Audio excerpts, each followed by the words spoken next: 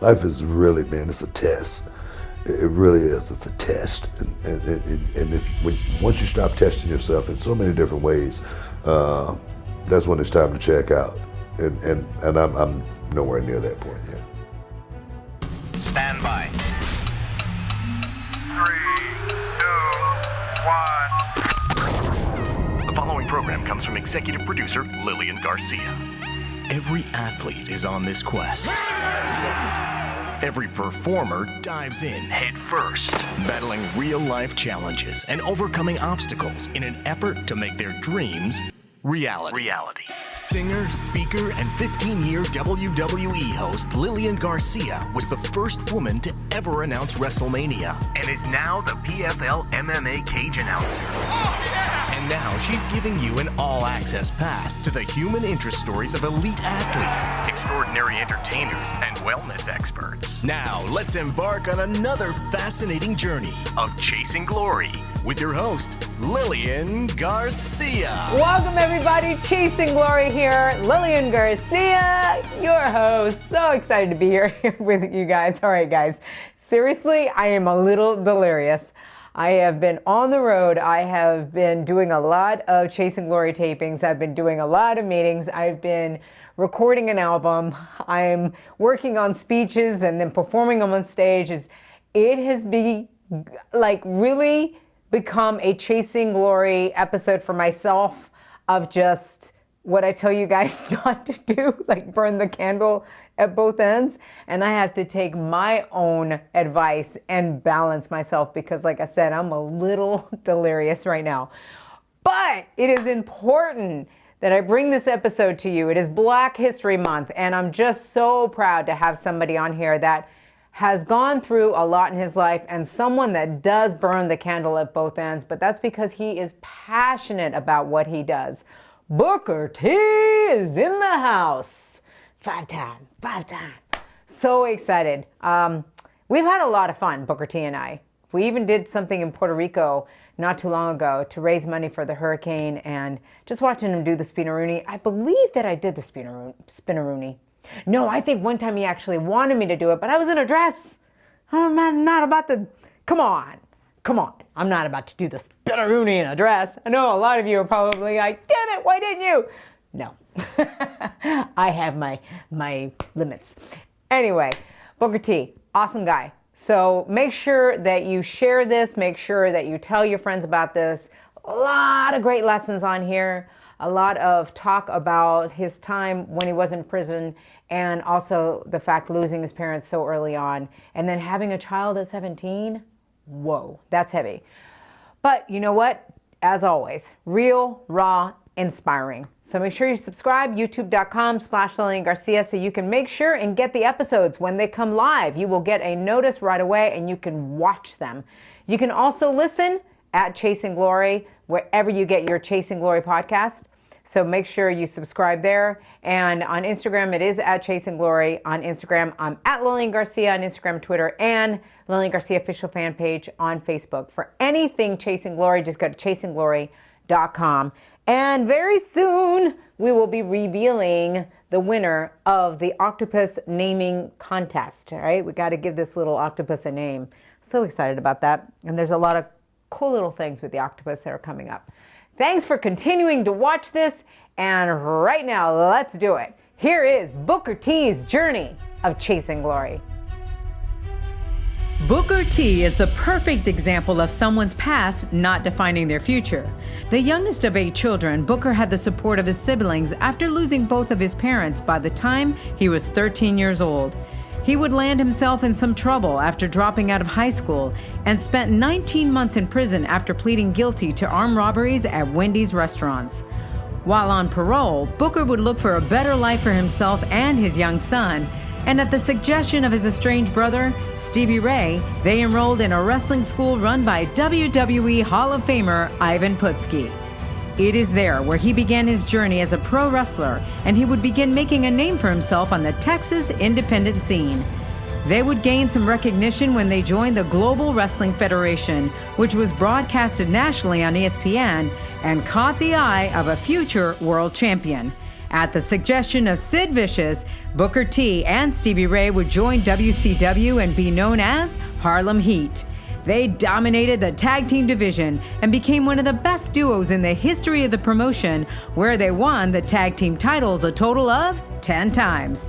He also achieved singles success in WCW, winning every major singles championship, which includes becoming a 5-time WCW heavyweight champion.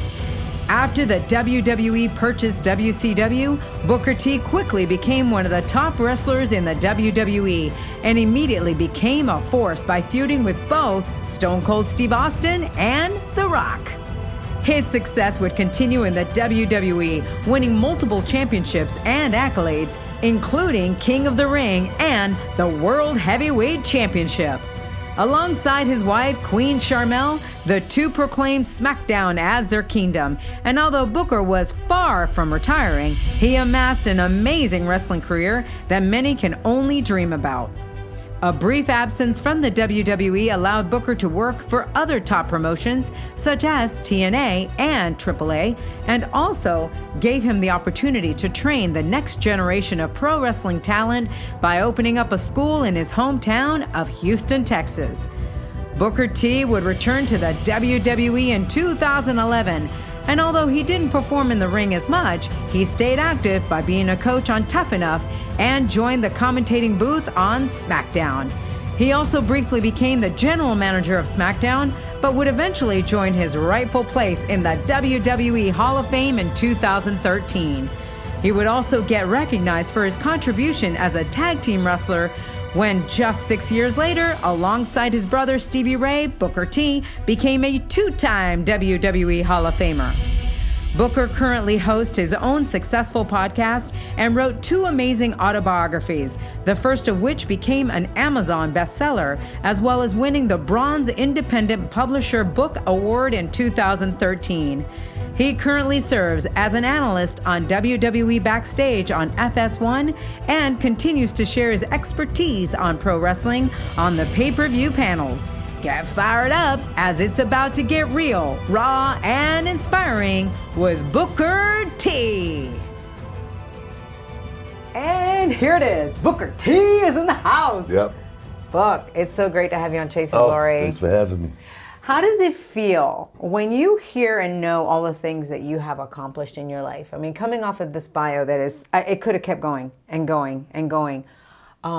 How does that feel for you as you were a little kid chasing your glory and now the things that you have accomplished? You know, people ask me that all the time. You know, I never really have an answer though, really. Because I never really look at it. I never really think about it. I never, dwell on, what I've done in the past or anything, because I'm always thinking about the future. I'm always thinking about what's next. I'm always thinking about what's around the corner.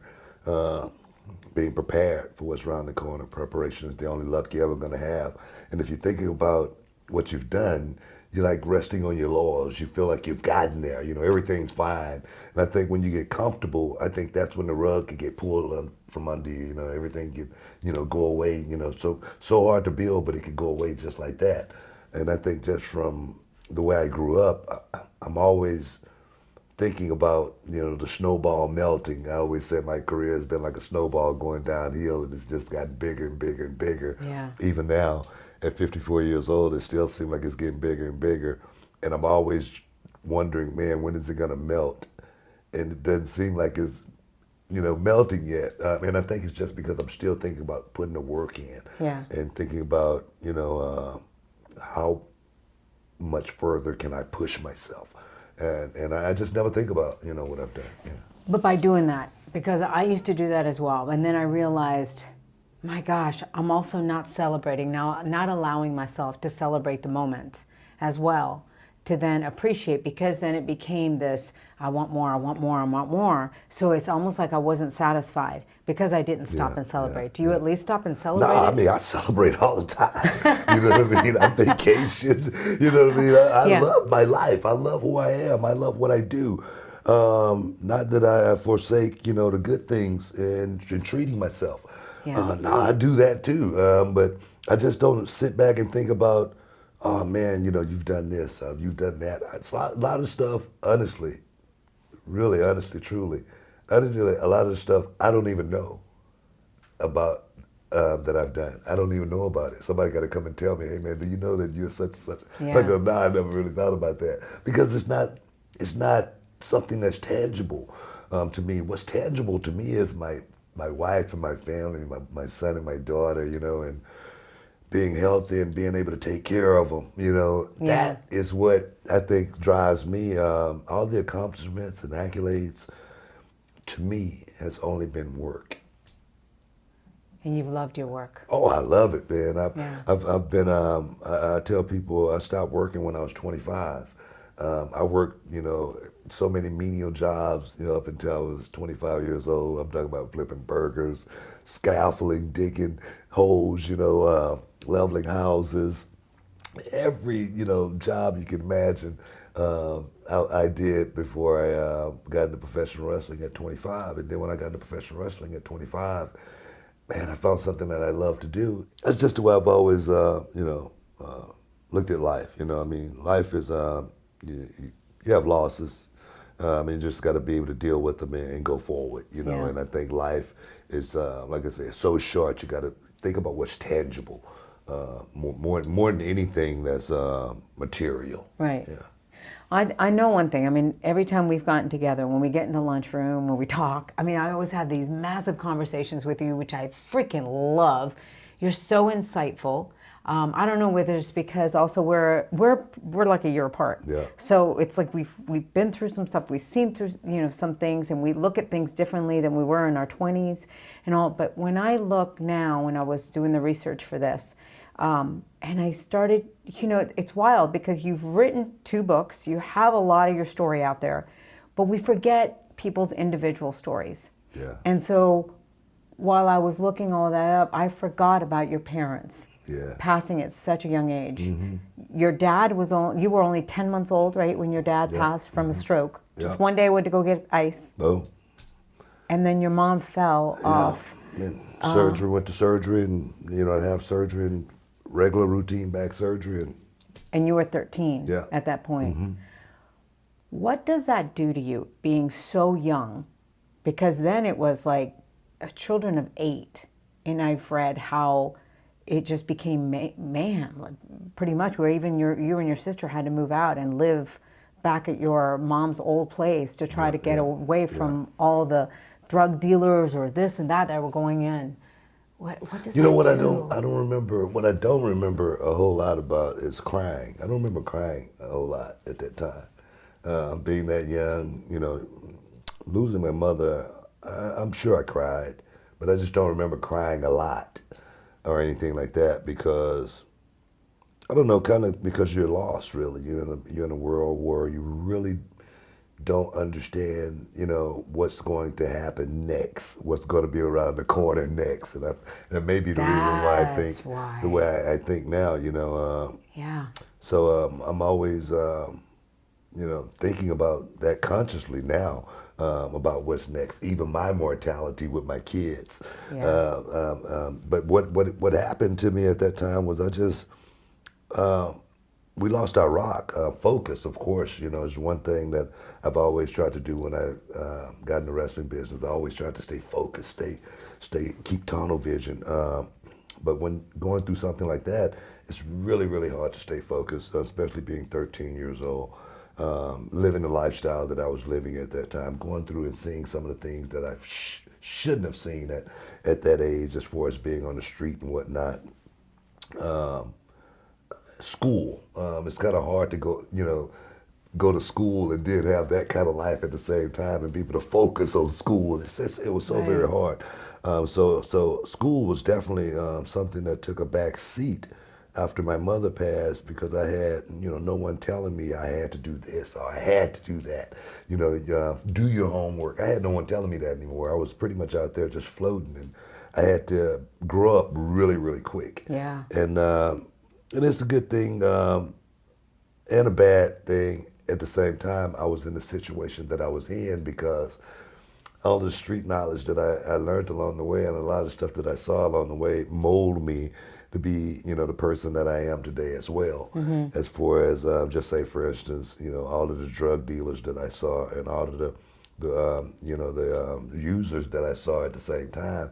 I had a choice to, if I wanted to be that or not. All the pimps and pushers and prostitutes. I had a choice if I wanted to be around that. Yeah. And that's what I learned along the way, that we all have choices, and it's up to us to make either the right choice or the wrong choice. Now, along my journey, I've slipped up and I've made the wrong choices a couple of times.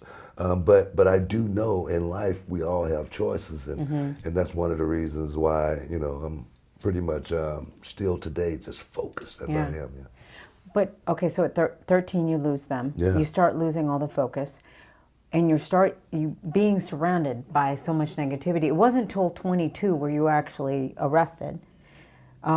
So how were you able during that time, though, to make the right choice? I didn't make the right choices. I mean, that's why I say, I was selling marijuana. I was hanging around the wrong crowd. I didn't have any focus.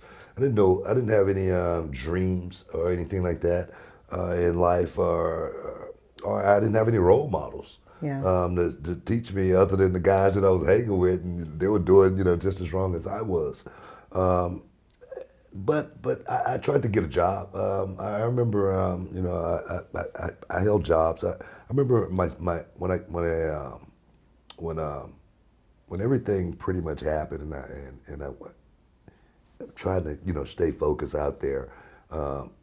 I remember my mother telling me one thing. She always used to say, "Junior, you know right from wrong." You know what I mean? You know right from wrong. So every time I got in a situation, I knew when I was doing wrong. And even all the way up until the point when I finally got caught and went to prison, I knew I was doing wrong. But when you're in a situation, and there's a lot of young kids out there that's in that situation. We talk about those kids in Chicago all the time, how bad it is and whatnot. But when you grow up in a situation, that's what you know. That's what you gravitate to. When you got a lot of friends and they're doing wrong things, and you're a part of it, it's like a tornado. It's like a vortex. It's like a whirlwind, and you're caught up in it. And when you're caught up in it, you cannot get out of it until it stops, because everything at that point in time is, man, it's a ride. It's a rush. It's and don't think that I was having a whole lot of fun doing this, but it is a rush when you're in those situations. And then when the curtain come, falling down, everything, go dark, the movie, it stops just like that, and it's all over. You go, wow, what the hell was I thinking? Then goes back to your mother again, my mother, saying, "Junior, you know right from wrong." And then me finding myself in that situation, I took it like a man. I said, "Hey, I know I did wrong. Give me my punishment, and I'm gonna go and do it, and I'm gonna hopefully make myself a better person." Yeah. And the thing is, for me, I can honestly say it's probably the best thing that ever happened to me in my life that I ended up going to prison, because I got a chance to literally just stop and rethink my whole life. I had 2 years to rethink about what my life was about and what I wanted my life to be. And I always knew that I was not one of those kids that wanted to be on the corner in my same neighborhood for the rest of my life. And I saw so many of those people. I can go to my neighborhood right now and I'll see somebody that I grew up with. And I just knew I didn't want to be that person. And I knew prison wasn't going to hold me back also. I knew that life was, it was something better for me. I just didn't know what it was. Which I think is a beautiful message that you're saying, because a lot of people that have gone to prison have gotten out of prison and gone right back doing the same thing. Yeah, and just to know, to piggyback that, when I got out of prison, it was a guard. He was on a white horse, big hat, and he goes, "I'll see you when you get back." Oh. So I'm sure he saw so many guys leave and come back, and not that he was a bad person or anything, but I'm sure, hopefully, he said that to motivate me, to not come back. Did it?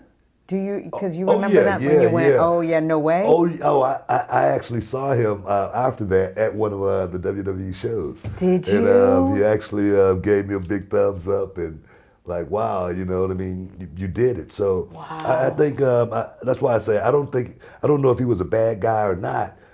Maybe he was saying that to motivate me. Maybe he said that to everyone when they're leaving, to motivate them not to come back.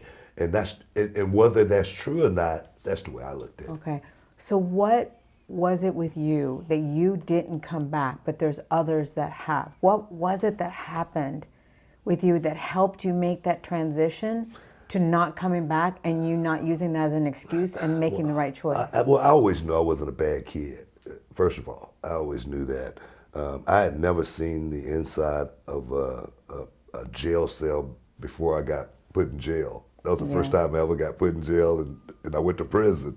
Yeah. First time in the back of a police car. Yeah. and I go to the penitentiary. I knew I wasn't going back to jail. I knew that wasn't my destiny. I never saw myself in my mind ever being in jail. That just wasn't the type of person I was. It's not the type of person I am. Right. At least I don't think so. I mean, we could all snap and do something stupid, but no, I've always been a person that wanted to do right. And then there again, in the back of my head, my mother telling me, Junior, you know right from wrong. And then having a son to raise, becoming a single parent. Everything changed for me, and I had to make a choice. And the choice was, was I going to be a man? Was it going to be a boy? And then I look at myself in the mirror, and then I think about my mother, and I say, my mother raised 8 kids on her own. How can I look at myself as a man and not be able to raise one? So Right. Those thoughts changed me, and they mold me in a certain sense to, totally changed my life. Totally look at myself in a different form, like not lying, not trying to get over on people or anything like that. Just doing the right thing. Seeing somebody's wallet on the ground and picking it up and saying, hey, somebody dropped their wallet. Those kind of things have done so much for me in life. And, I swear, man, I get it back tenfold every time. Like if I do turn that wallet in, I might get $1,000 in the mail. It's so true. That I didn't even know that was coming, So Yeah. it's crazy. It is so true. Me doing as good as I possibly can has brought me so much. It's unbelievable. Yeah. That all of the dirt that I was trying to do, it's amazing. Yeah, It really is. yeah. Is there something during the time that you were in jail? Was it something you read? Is it something somebody told you, or anything that really heck yeah, man. helped you? This one guy, he told me, young blood, he said, when you get out of here, man, he said, man, you could do anything you want to do. He said, if you act like it, 9 times out of 10, people will believe it. So when I got out, I took those words, and I took it to my heart. And I was working at a warehouse, and the guy that I worked for, his name's Bruce Gassarge. He got me my break in wrestling. He had a buddy who was an actor out here in Hollywood, and it was a Chuck Norris movie that reading for over off of Holly Hall and whatnot at this hotel. And he said, hey man, I want you to go read these lines. And I'm literally sweeping the broom and cleaning out, storage units, whatnot at this place. This was my job. And I was like, man, what are you talking about? He's like, nah, man, you look good, man. I think you might, get this part. And I'm like, man, forget about that, man. He goes, nah, man, go do it. So I thought about what the guy in prison told me. He said, man, if you just act like it 9 times out of 10, people believe that you actually know how to do it. So I took my old 79 Thunderbird and I drove to this hotel and I went there and I auditioned and I got the role. Wow. Yeah. And it showed me that I could do anything if I just tried. Yeah. And I was not an actor. I had never did it before. And I got a call from Paramount Pictures, and I thought they were playing a joke on me. That's amazing. I never knew that. That's crazy. Incredible. Yeah. But you have a natural ability to act. Because you're natural on the mic. I mean, did you ever have to, because some wrestlers have had a struggle where they're really good athletic, but when you put a mic in front of them, they just don't know what to do with it, right? But then I've seen where they go to promo class, and even Dusty Rhodes, what he's done to a lot of, wow, you see the before and after tape, it's credible. Did you have that, or were you just a natural from the beginning? I was always a clown. You know, as a kid, I was always able to act a fool. Me and my sister, we used to be the entertainment. And I think that's the key to being a really, really good wrestler. You can't believe in your own hype. You got to be able to go out and just throw it out, against the wall and see if it sticks. I love music, and that helps me a lot. And I got so many sayings in my head that just stuck there that I could go to my head and just boom, pull out something. And it's probably from some song from back in the 80s that people have forgot about. Right, So right. I steal a whole lot and make it my own. And that. no, that's what wrestling is. You Yeah. gotta know how to actually take little bits and pieces of, from here and here, and you gotta know how to make it your own. And my makeup and my wrestling style and, my promo style, it's all been from some movie that I've watched. None of it is original other than me going out there and performing it. But I'm good at taking someone's stuff and making my own. Yeah. I'm G.I. Bro, you know what I mean?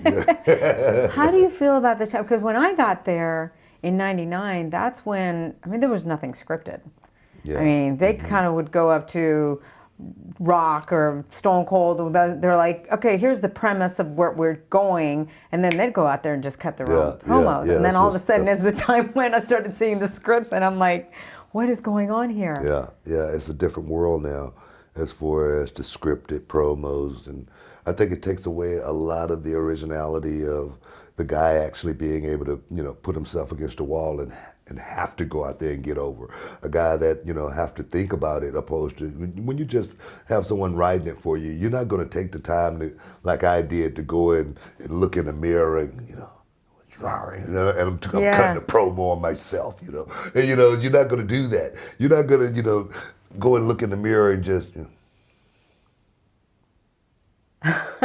just to try to make your top lip move, to see how angry you can make yourself look. Right. And it's the small, little bitty things. You're not going to take the time to actually try to hone your craft because you got someone handing it to you. Unless, you're that driven, I remember back in the day, John Laurinaitis, he used to write a lot of, my matches for me. And in the beginning, just to finish, he would write the finish for me. And in the beginning, I told him, I go, man, I don't work like this. I'm an artist, and he'd go, well, just look it over and just try it. And I went out and I was like, all right, I'll try it. And I went out and I did it, and I was like, wow, man, I look like $1 million, So if I got someone working with me and I know they can make me look better, and and then they give me the liberty to say, hey, use it if you like it. If you don't, throw it out. Yeah. That's going to make me a whole lot better, opposed to someone just telling me, hey, this is what you got tonight. And for me, I had Brian Gerwitz. Back when I was doing the King Booker. Love Brian. Oh man, he was the best, man. No wonder Rock took him. Oh, I'm serious. He was so good at what he did. Still works he with really him. made me. He made me a star, and he would write stuff for me, and some stuff I would use or I would change, but he enhanced me. So when you got someone like that working with you, opposed to just say, hey, go out and do it this way and this way only, I think we have a whole lot better chance at going out there and getting over. And I think at the end of the day, if you get over, that's the only thing that matters. Yeah. Let's talk about King Booker. Yeah. Holy moly. That was a ride. That was so much fun to watch you. Before we do that, I want to say, it's funny because when I came into wrestling, I watched as a kid. I watched Ric Flair, I watched Andre Giant. Then I fell out of wrestling. Yeah. Then when I got called in to do this job, I was just like, okay, awesome, but I don't know anybody. I didn't know anybody at the current time, right? But then I get in WWE, and it's all WWE. So WCW, I really didn't watch during the whole war. When WCW came over, that was the first time I really knew about you. Because like I said, I didn't know, I was already having a hard time trying to learn the roster here. When you came over, I remember all this hype, but WCW's been acquired, and then all the hype of the main event is going to be BookerT with Bagwell. Yeah. And the hype of this match, and everybody's, and then it was like you could hear a cricket. Yeah, it was, man. It was real war, though. It was a real war back then as far as WCW and WWF. and then putting Bagwell and I in that spot. I think we were in Tacoma, Washington, and that part of the country was not a, designed to make us go out there and look well. But it was one of those things where we were in a position to where we were going to either go out there and, fail or succeed. It wasn't designed for us to succeed. I understood that. I think Bagwell may have understood that as well. And what happened. I go back and I look at the match, and it wasn't the crappiest match in the world, but it was no way that we were going to win that night. We ended up getting kicked out of the building that night. They jumped on us, whatnot. But it was one of those nights to where, for me, I'm always looking for a test. I was always looking to test myself. Even when I came to WWE, WWF back then, I was looking to test myself. I had a lot of money that I could have sat on, and I said, man, forget that. I want to go test myself and see if I'm just as good as the best guys in the world. But I was willing to forego all of that. But more importantly, prove to those guys in the locker room that I was worthy to be a part of the team.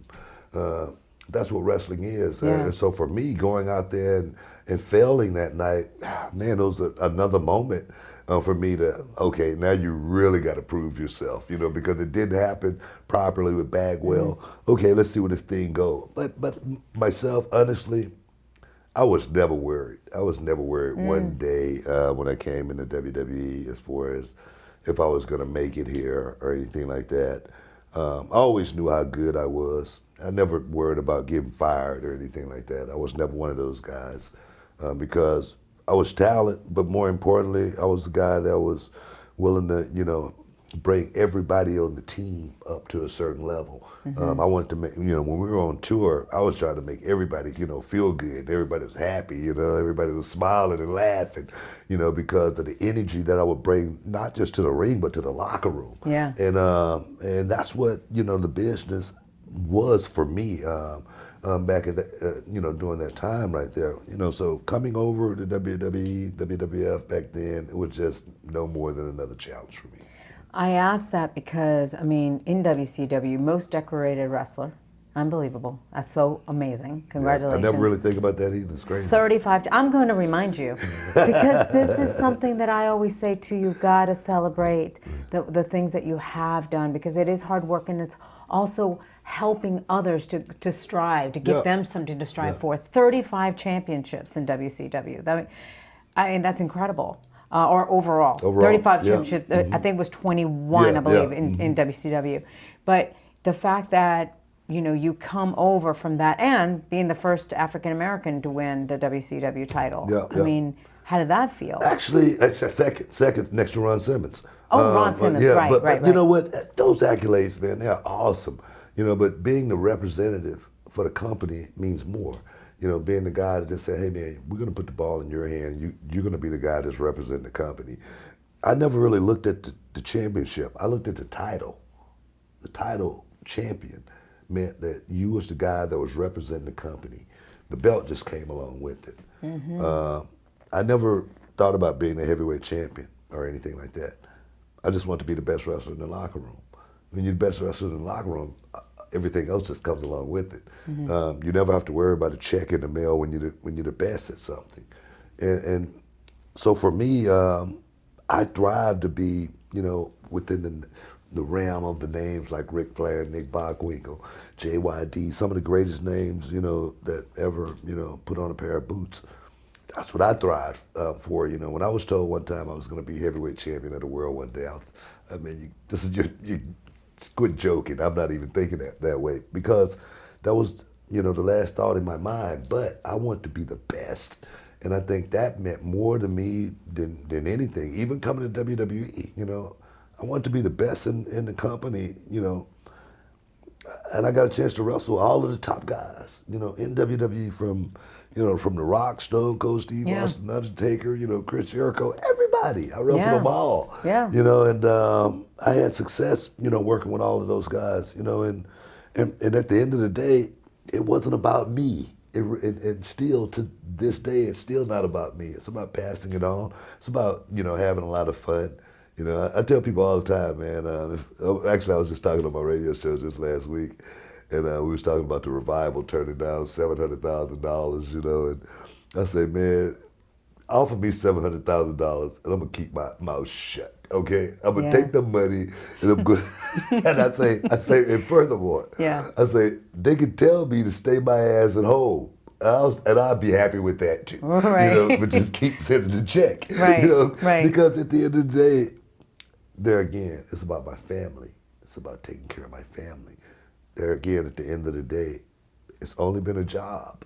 That's it. And that's the only way I can that's the only way I can look at it. You talk about the success. I understand I've been very successful, and I want more success. I want to be the mayor of Houston. That's my ultimate goal. Yeah, I want to talk about that for sure. But my thing is, you know, you just cannot sit back and rest on what you've done. Having fun and making sure I treat myself. I'm getting the queen a new car here in the next couple of weeks. So I'm definitely going to do that. But it's just about literally. Legacy? Legacy is everything, but my health is more. Your health is more.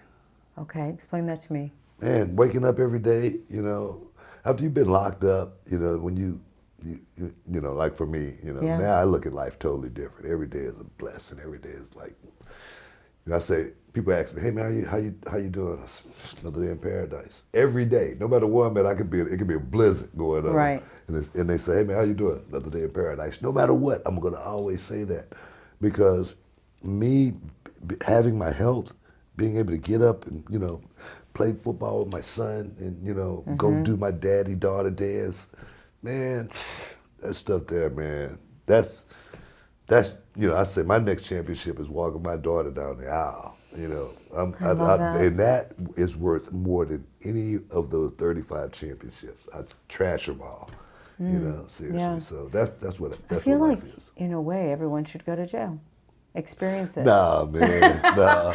No, when I mean like that, I said, I needed that. No. I don't mean go do something wrong so you can end up in jail. I'm talking about the silver lining that it sounds to me is that it gave you such an outlook on life that you do get to have appreciations that so many of us take for granted. Oh yeah, I do. I really do. I really do. I really do. I mean, because it's something totally different. You know, having your freedom after you've had it taken it away, you know, and being told what to do and whatnot.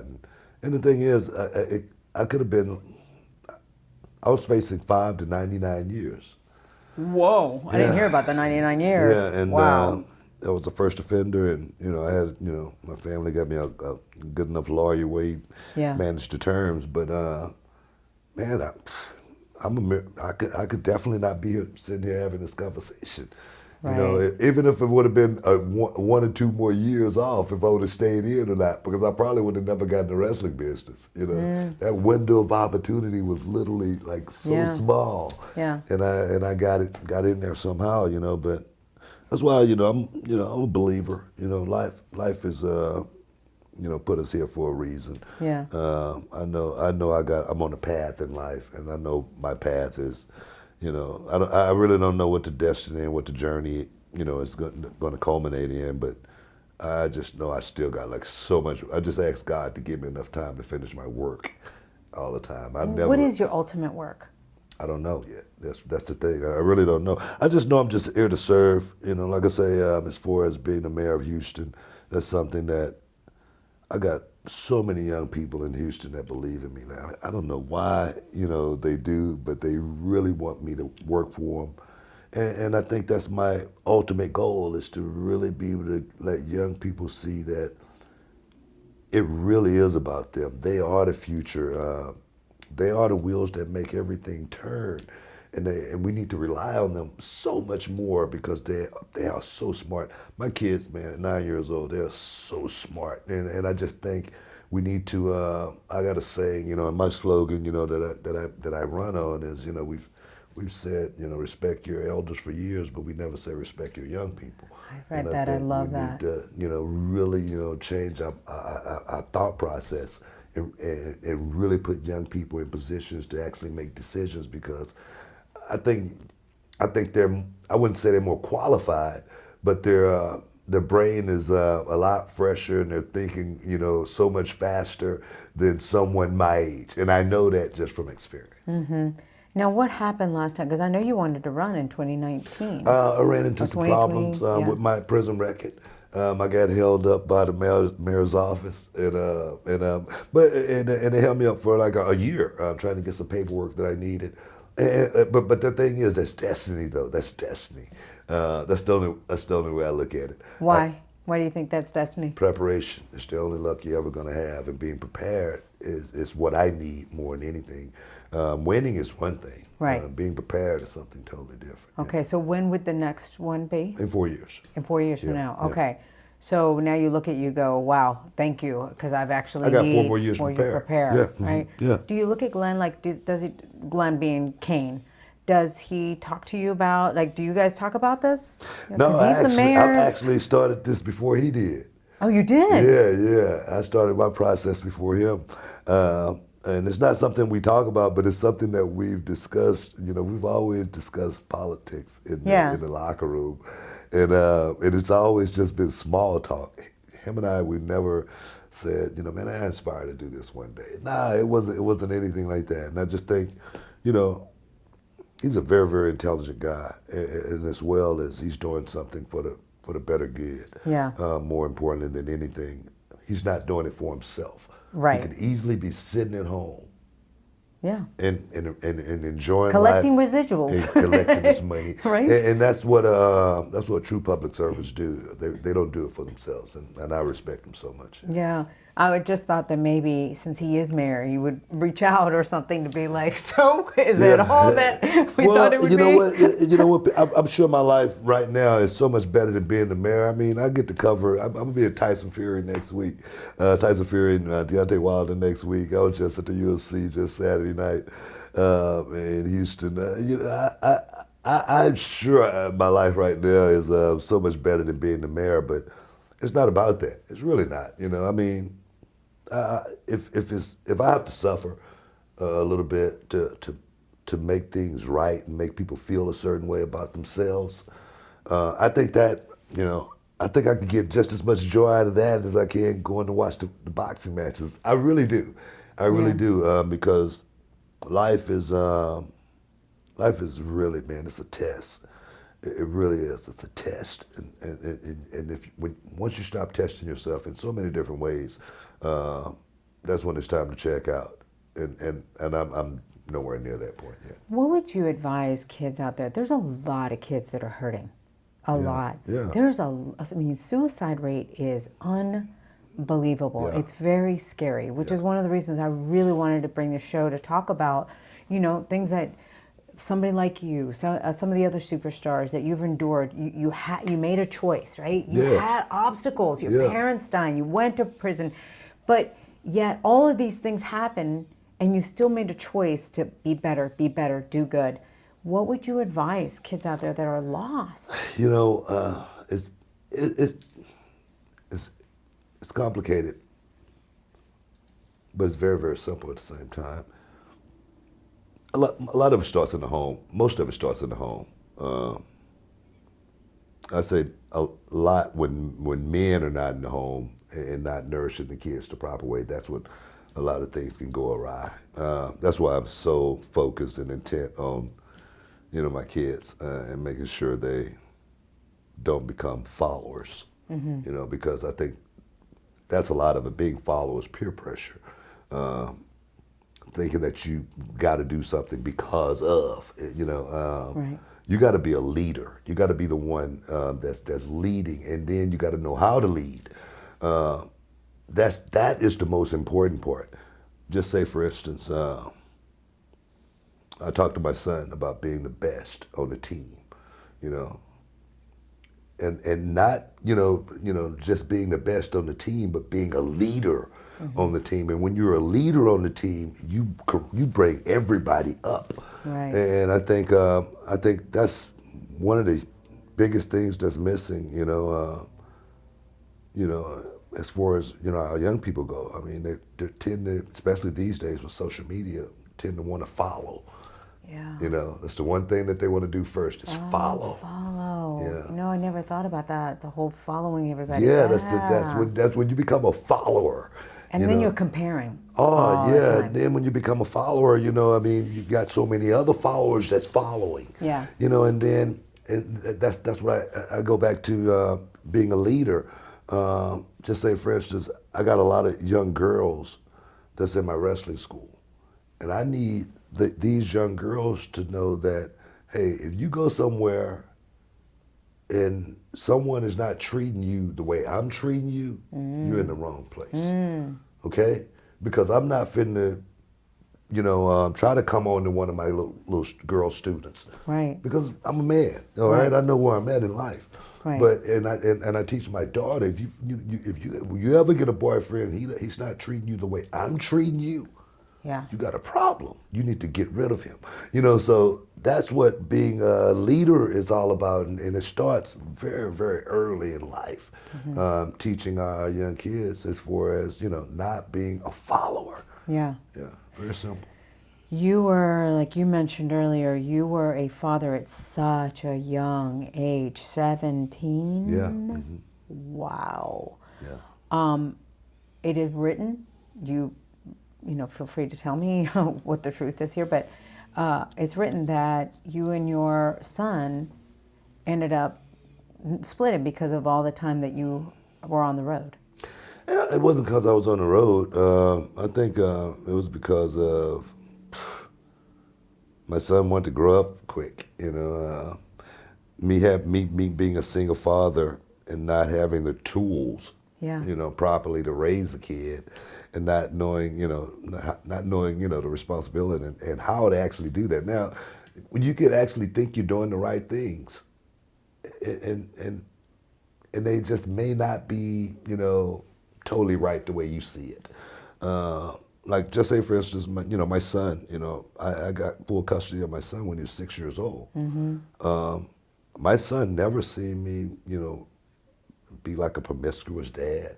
You know, he never seen me, you know, robbing and cursing or acting, you know, any other way than trying to be a good dad. My son saw me go to work every day. Okay. You know, he saw me, you know, try to be the best I possibly could. As far as if I didn't have the tools, I had the money to go find the tool. Right, You right, know? right. So it wasn't like he didn't get everything that I thought a kid, you know, should have, especially you know, being a single parent, growing up the same way. Yeah. And you got to understand that, you know, my mother, you know, I love my mother. She was great. She was awesome. But my mother, she wasn't, you know, like the mothers, you know, like my wife, like Charmaine, how she works with the kids on a regular basis. My mom, she never worked with me on like schoolwork or anything like that. She's never told me. My mother was working 11 to 7. You know, every, you know, since I can remember, 11 to 7, 11 to 7. So my mom was, you know, she was trying to raise 8 kids, 11 to 7. Wow. So she could have a beer sometime and a cigarette. That was a vacation. Right. So I understand, you know, don't blame, you know, my mom or anything like that. But then, you know, me finding myself being a single parent with the resources to actually, you know, get, you know, the tools for my son, I thought I was doing the right thing. But then I became famous, you know, and having a son. So certain things didn't play out well as far as him feeling like certain time was being taken away from him because I was on the road. I did have a lot of fans. Him having to fall into my footsteps. Him having to, you know, feel those shoes. Or feeling like he has to. Exactly. Right? 'Cause it's It became definitely strenuous. And so, do you have any contact with him? Honestly, I have a contact with him every other week now because he's in the same place I was. Oh, wow. Yeah. And he's going to be there for a while. How does that feel for you?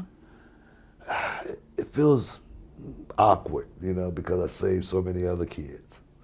Yeah. You know, and I'm always working with kids. Yeah. That's what I do, you know, and just couldn't save my own, you know. But you know that's not on you. Yeah. Although I'm sure it feels like, you know, trust me, I do, but it just makes you wonder, you know. Because like I say, because that's what I do. I work with kids. I work with young people. What could I have done? You question yourself? Well, you know, I say what I could have done, but I know I did, you know, everything that I possibly got. I always say I wish I had a dad like me. Yeah. Yeah. Do you know that this could be a silver lining for him, though? Well, it has to be or not. Yeah. And that's one thing about grown men, you know, because you got to realize my son's 35. He's 35, Yeah. okay. And you got to realize when you're a grown man in this life, once you become 18, Uncle Sam, you know, everything changes. You know, once you start paying taxes, you know, and you can only raise them. You know, that's why I think that's why I'm so into what my kids are doing now. You know, my 9-year-olds.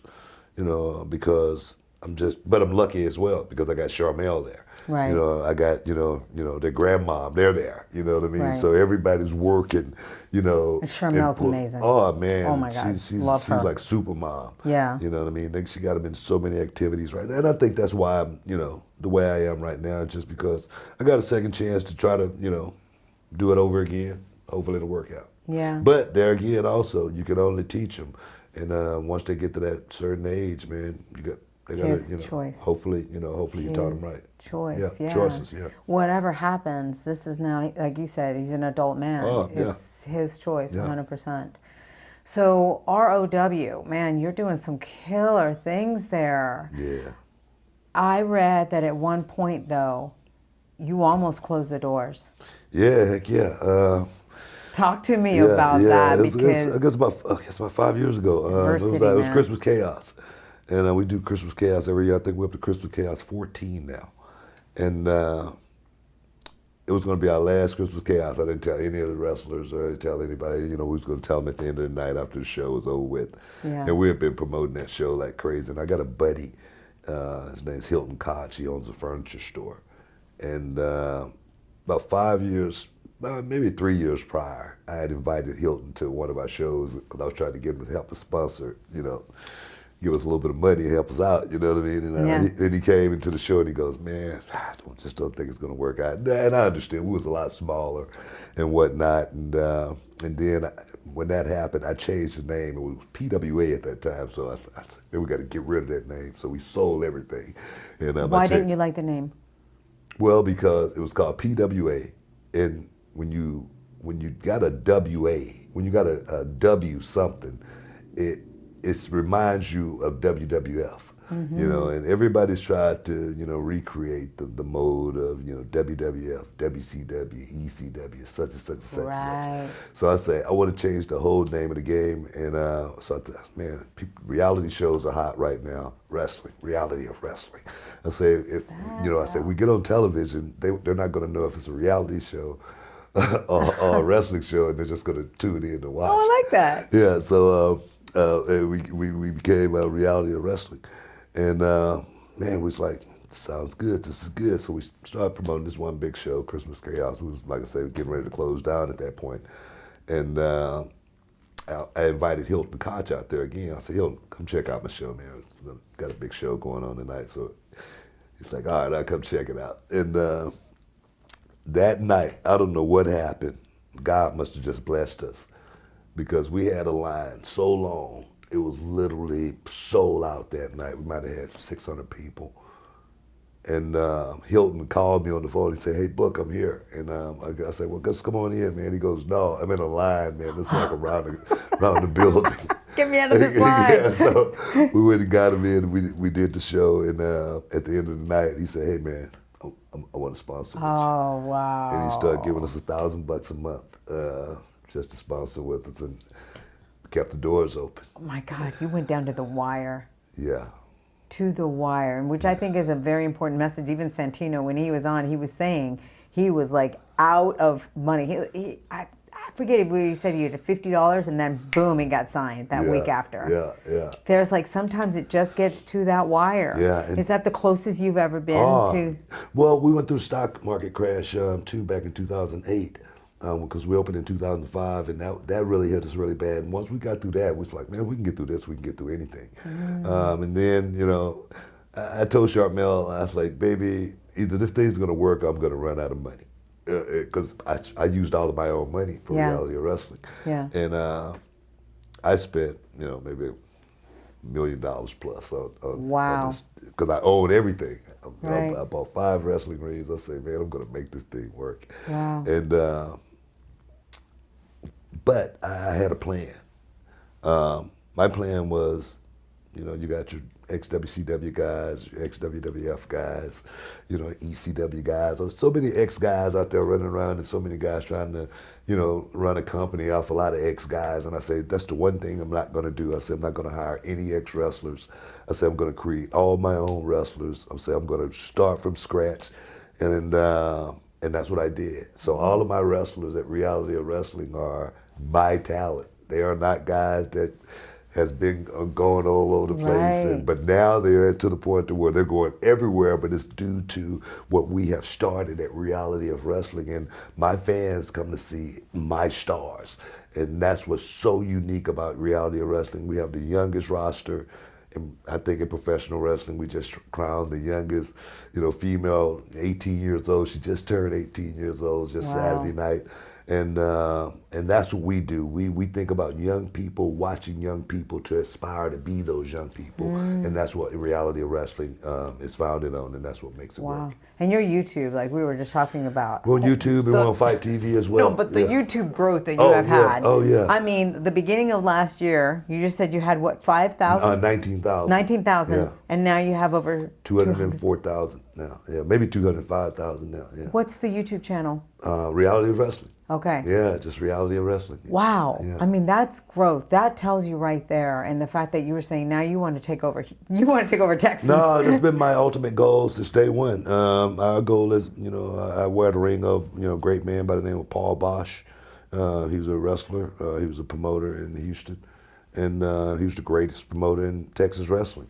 And I keep his dream alive. And my goal has always been to, I've always felt like Texas was big enough for me to actually run a wrestling organization and not have to leave the state of Texas. And our goal is to run Houston, Dallas, San Antonio, and Austin on a weekly basis and run TV from each place and try to cultivate young talent as well in all of these spots and try to teach them and mold them about what wrestling is and, what I think it should continue to be. I know these days wrestling has taken a big turn. Which I was just watching just on YouTube just earlier today, where one of my guys that come, he lives in Louisiana and he has a son that works, and they're doing a tag team thing, father and son. Yeah. They were at a show and the kid was up on a balcony at this mall. He jumped off the balcony into the ring and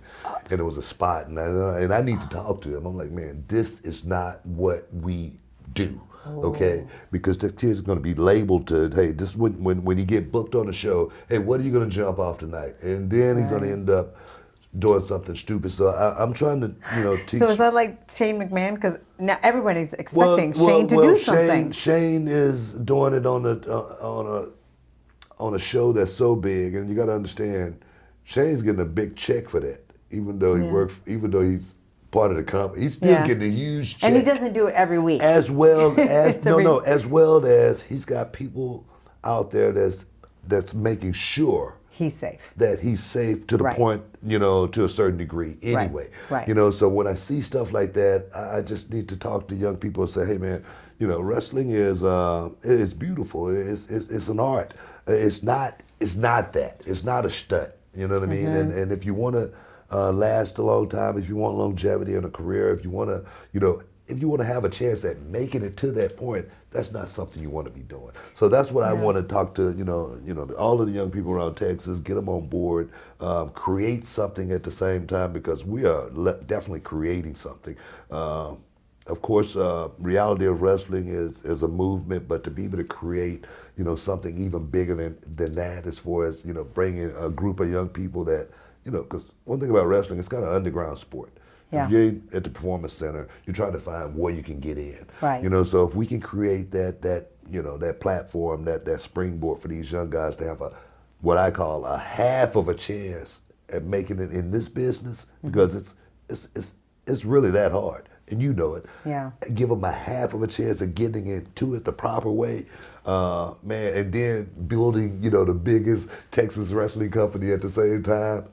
Would be beautiful. I see you igniting. Like you speak about this and you're passionate. You know, I put up 15 years in this now. 15 years, my blood, sweat, and tears. Yeah. You know, I've been the only trainer at my school, other than my students that I've trained to be trainers. Yeah. And my right-hand man, his name's Kevin Bernhardt. He's, you know, my top guy. I met him when he was 16 years old. He's 31 years old now. Did a speaking engagement at his high school. He was one of my first students. And now he's my producer, editor, writer. And It's so parallel in a way with hearing like DDP. Like he just believed in DDP yoga. He believed in putting all his money in. He has a new movie coming on, which I watched it, and he gave me a copy, and I was like, whoa. And he talks about he was down to his last bit of money, and he was just like, no, this is happening, this is happening. Yeah. And now it's, you know, taken off. You know what? You got to have a plan. And I think for me, I had a plan from day one. My plan, like I say, was believing in young people. I wouldn't be where I'm at right now without, you know, my young guys. But you're a leader. I am a leader. My students, man, I tell you, they know all of my quotes to the point to where Kevin Bernhardt, like I say, my right-hand man, I got a saying, you know, when you're 100%, you speak up 100% of the time. When you're 99%, you keep your mouth shut. You know, because just that 1% could, you know, be, you know, that one that gets you fired or not. But when you're 100%, you're willing to get fired. Okay. You don't care. You're willing to get fired when you're 100%. You speak up no matter what.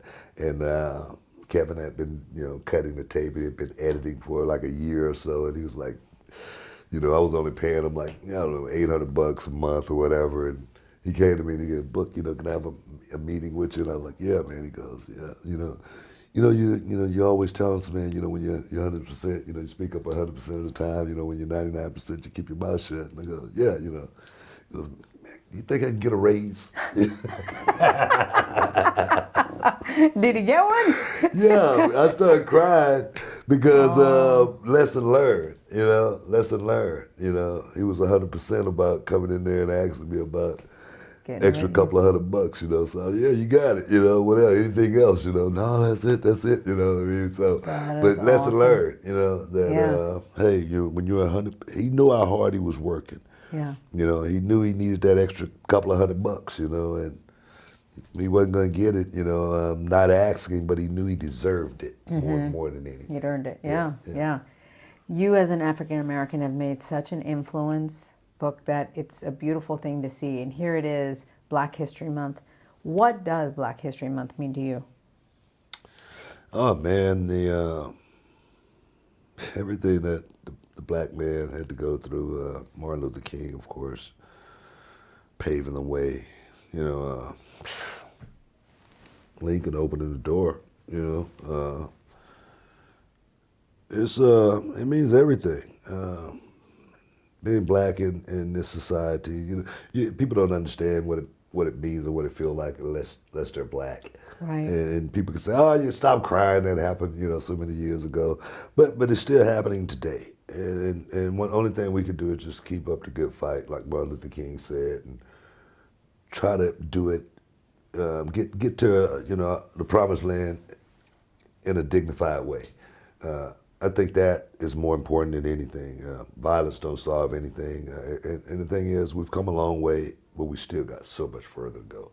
And I think that's why me being in a situation like I'm in, I always try to set an example for young African Americans that's out there.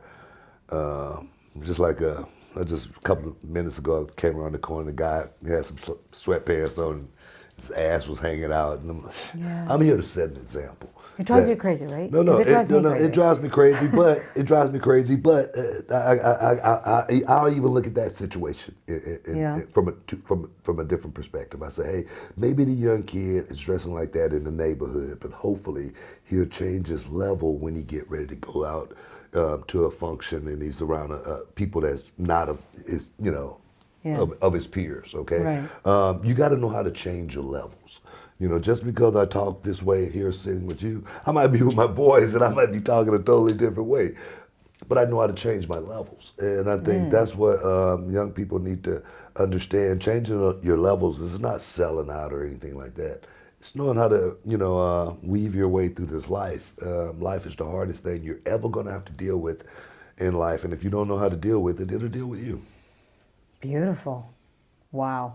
All right. Well, that's amazingly said. And I really do hope that this country and this whole world can get to a more, open place of embracing each other and our differences and all. Cause it's just human nature, though. It is. That's all it is. It's just human nature. I mean, it's nothing, no more that's been going on since the beginning of time. Too. It's fear too. It is, but more importantly, also it's taught. Yeah. You don't wake up thinking that way. No, you don't come out as a baby like going, I'm going to discriminate. Exactly. So No. I think, and until we, change other people, it's something that's going to always be around. You know what I mean? We just got to try to do our best with the ones that do want change. That's all. That's all. I could talk to you forever. I want to respect your time because you're getting ready to go to Backstage. Talk to me about Backstage. It's, Renee, working with her, Fox working money, with baby. Paige, Fox working money. Fox money. No, I love, big ups, big props to Renee, actually, because I wasn't even on the radar, I think, to come and do this thing. And Renee was like, man, y'all need to interview Book, y'all need to bring him in and, look at him, because me and Renee, we got a chemistry together. We've been doing the WWE kickoff parties. Right. And we realized we had a chemistry, and it's just organic. We just started having a party and people started loving it. And, I was like, wow, it's pretty cool. And they brought me in, they auditioned me, and next thing you know, I get the gig. And then when I do stuff like this, not thinking that I'm ever going to get the gig, just go in there and do your best, do 100%. Have some fun more than anything. Because you're probably not going to get the gig. Have some fun right now. At least you get something out of it. Go have dinner afterwards. Boom, everything's fine, whatnot. And that's the way I looked at it. But my thing is, I'm always having fun. If it's not fun, I don't want to be a part of it. Yeah. If I'm not laughing, I don't want to be a part of it. If I'm not, and the thing is, I don't care how much money is involved. If I'm not having fun, count me out. Yeah. I'd rather be at home. I got kids. Right. And I would rather be at home any day of the week. Right. But to be able to do something like this, to be a part of the Fox family, it's awesome. You know, I mean, the show is great. Oh, I love the show. First class operation. I mean, the set that they've built for the show is like one of a kind. Yeah. And like I say, to be able to hang out with Renee on a weekly basis, that's not so bad. It even got CM Punk out of the closet. I was just going to say. Got him back out here. Was that authentic, your reaction? Did you know he was coming? I didn't know he was there. I didn't know he was there. I mean, it was definitely authentic. And, to have him, part of the show too, is awesome. The more the merrier for me. And to have a show like WWE Backstage on television, which is groundbreaking, to be able to talk about wrestling stories from a realistic perspective is, I think it's very important because our life is just as real as the average person walking around, just amped up, in so many different ways. But I think to know that, hey, this guy, he's out, and he did get a concussion, and and that is real, and he's not going to be around for a while. It's very important. That insight to know that, man, this is as real as it possibly can be, but it's Shakespeare, it's Romeo and Juliet, it's Phantom of the Opera at the same time. But you got to, when you go to see, Phantom of the Opera, Shakespeare, you want an encore at the end of the night. You got to know how to get the encore. You got to know how to get Bravo, and that's what I think it's really all about at the end of the day. That's awesome. All right, my last question for you of this: you're a kid. You're looking at your life. Has your chase for glory looked the way you thought it was going to look? I can't say I had a chase as a kid. I never saw it past tomorrow. Yeah, wrestling is an accident. Yeah, this is not something that I ever dreamed of, thought about ever one day in my life. But you kept your options open, and I think that's a big thing. Well, I always knew I was going to be something. You just got to Okay. find what you're good at. And I tell young people, when you find what you're good at, enhance it. Try to literally make it as, best you possibly can, you know what I mean? Because that's, if you're good at something, normally somebody will pay for it. So I always, I was good at working out. I was like, somebody paid me, for working out. I'm serious. I said, I could be a bodybuilder, I could be a stripper, I could do something. I'm gonna make some money just from going in the gym and training. Right. So you got to know how to find your niche. You got to literally be working on it. I was just talking to the limo driver earlier on the way here earlier, and when I came from the airport, and he was like, "Man, I've been doing this for 15 years, man. I got to figure out what I'm going to do." 15 years of driving. Waiting. He's been waiting for 15 years. What'd you tell him? I told him the same thing. I tell everybody, I said, "Man, if you ain't got a plan, you plan to fail." And you 15 years behind, and trust me, there's other people 15 years ahead of you. Yeah. So right there, you need to, start Some people thinking. don't even know where to start. And that's where he was. He just did not know where to start. And that's the thing. You cannot be, complacent in this life waiting, 15 years. And he seemed like he was lost. Yeah, because if you think about like what we've done for 15 years and our travels and our opportunities and our this and whatever, to think about him doing, like if you want to drive in that and you love to drive, great. Yeah. But if you're miserable and you've spent 15 years behind the wheel while the rest of us has done stuff, that's hard to look back. It really is. So it's like, just get up and do it. You just gotta get up and do it. It's just like starting a diet. Somebody wants to lose weight. Okay, guess what? You have the choice. Stop waiting for tomorrow. Do it today. Yeah. There's plenty of tools out there that will help you on how to do it. But you gotta just do it. People procrastinate all the time. And because they say they want it, but then they don't want to work for it. Well, that's the thing too. Working for it is hard.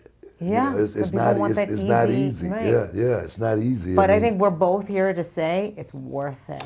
Well, it's worth it to me. Yeah, it's worth it to me too. It's worth it to me. I was just talking about, all of the stuff that I've done, with my wrestling company, seeing all of my kids grow.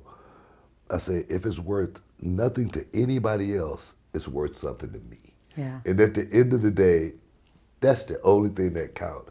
I don't care if I got not one dime, solitary dime from it, but if I got something, if I felt a certain way about it, it was worth it. That's I tell young people about wrestling in general. If you're not making people feel, you're not doing your job. Mm-hmm.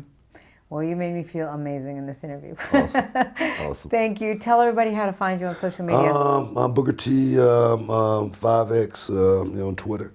BookerT 5X on Instagram. What you have to say really quick? We were in Puerto Rico, and I was going to introduce you, and I said, Book, man, I looked and you've won it 6 times. Yeah. What are we going to do?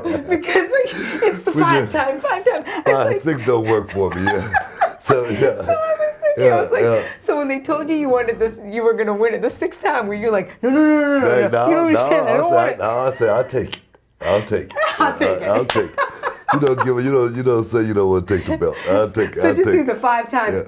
No, but I just throw the 5 up just in memory. You know what I mean? 5 WCW championship. Yeah. The 6th one was the WWF the world title. So I just throw that one off to the side. I love it though. Yeah. Go to realityofwrestling.com and check it out if you want to be a part of the Road Nation.